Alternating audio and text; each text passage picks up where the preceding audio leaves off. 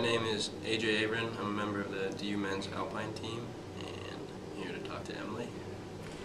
Hi AJ, I'm going to ask you a couple of questions today. First of all, I'm curious, what types of mental preparation do you do before a ski race?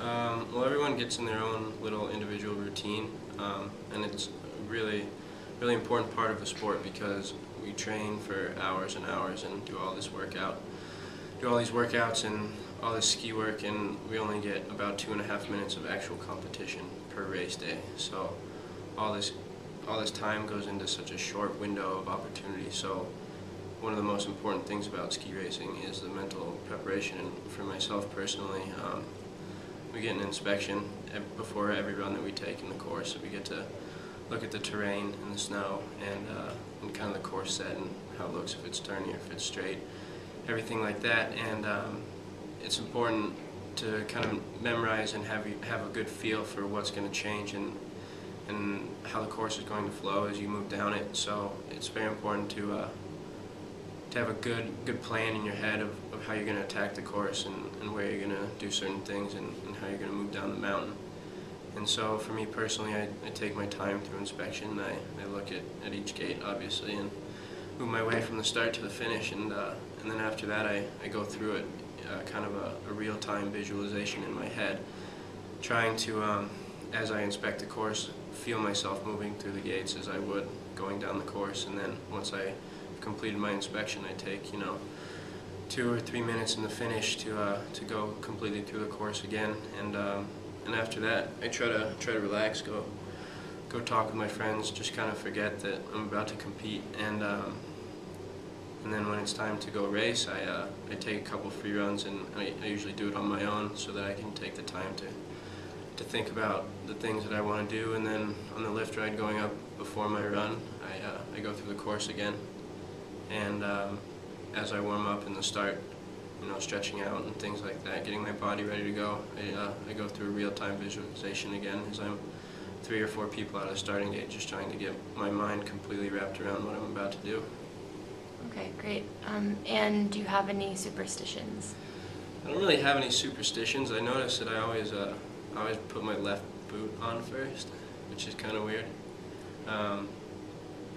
But skiing is such a sport, a routine, that I guess you could call any routine that you kind of obligated by yourself to do every day, whether it be the way you tune your skis or the way you do recovery workouts or the way you go about your training or the way you go about your racing.